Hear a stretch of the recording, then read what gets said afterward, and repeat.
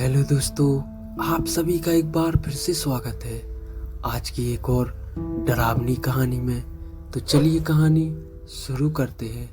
आत्मा की सवारी। यह एक दुर्भाग्यपूर्ण घटना है। एक बार फैजाबाद जिले के गौराघाट स्टेशन पर एक दुर्गेश नाम का ऑटो ड्राइवर अपनी ऑटो लेकर खड़ा रहता था। जो भी सवारी आती थी उसे वह बैठा कर उसके घर छोड़ता था और अच्छा खासा पैसा कमाता था। एक दिन की बात है, उस दिन जोर जोर से बारिश हो रही थी और रह रह कर बिजली चमक रही थी। रात के समय साफ साफ कुछ दिखाई नहीं दे रहा था। वह वापस अपने घर को आने की सोच ही रहा था। उसे याद आया कि 1 घंटे बाद एक पैसेंजर ट्रेन आने वाली है और वह फिर से वहीं पर रुक गया। इतने में और घना अंधेरा छा गया। अंधेरा इतना था कि एक हाथ को दूसरा हाथ नहीं दिखाई दे रहा था। इतने में ट्रेन आ गई और बिजली रह रह कर चमक रही थी। तभी ट्रेन में से एक सुंदर सी लड़की बाहर निकली, जिसकी उम्र 19-20 साल रही होगी। उसके कंधे पर बैग और हाथों में सूटकेस था। मानो शहर में से कोई परी आ रही हो। और वह सीधे मेरी तरफ आकर रुकी और बोली, मुझे रामपुर जाना है, क्या आप मुझे वहाँ तक छोड़ दोगे? मैंने बोला, मैम साहब, अगर आप अभी चलोगी तो 700 रुपये लूँगा और अगर सुबह चलोगी तो आपसे 200 ही लूँगा। लड़की ने बोला, आप 700 ले लेना, लेकिन मुझे अभी ही मेरे घर पहुँचा दो। मैंने बोला, ठीक है, पहले 700 निकालो, फिर ले चलूँगा।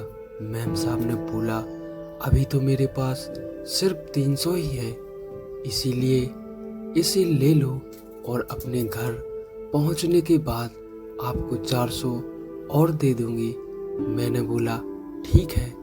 मैं मैम साहब को लेकर उनके घर ले आया और बोला कि आप जाओ और पैसा लेकर आ जाओ।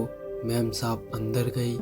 आधा घंटा 1 घंटा बीत चुका था, वह अंदर से बाहर नहीं निकली। तो मैंने सोचा, चलो मैं ही अंदर जाकर पैसा मांग लेता हूँ। रात के करीब 3 बज चुके थे।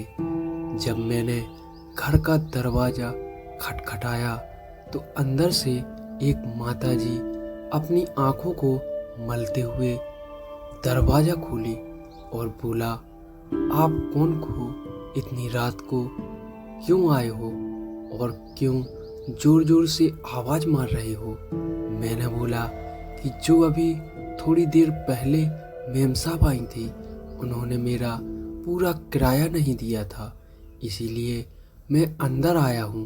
माताजी ने बोला कि यहाँ पर तो केवल मैं और मेरे पति रहते हैं, यहाँ पर तो कोई मैम साहब ही नहीं रहती। कुछ बरस पहले यहाँ पर मेरी बेटी रहती थी, जो अब नहीं है।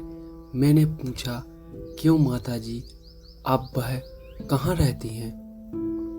बात करते करते सुबह हो गई। अचानक मेरी नज़र दीवार पर पड़ी। तभी मैंने देखा कि मैम साहब की फ़ोटो दीवार पर लगी हुई थी। तब मैंने बोला कि माताजी, यही मैम साहब थी जिनको मैं लेकर आया था।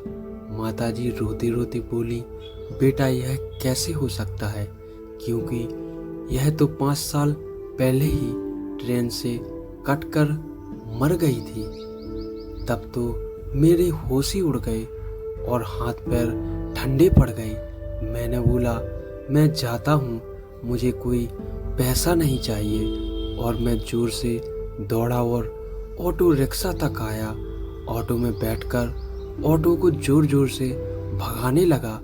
तभी मेरी नज़र पीछे वाली सीट पर पड़ी तो मैंने देखा कि 400 रुपये पड़े थे।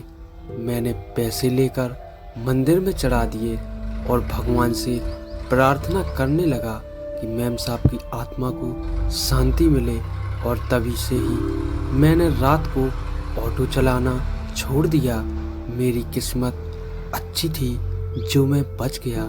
दोस्तों, यह छोटी सी कहानी आपको कैसी लगी कमेंट में हमें ज़रूर बताएं और वीडियो को लाइक और चैनल को सब्सक्राइब ज़रूर करें। धन्यवाद।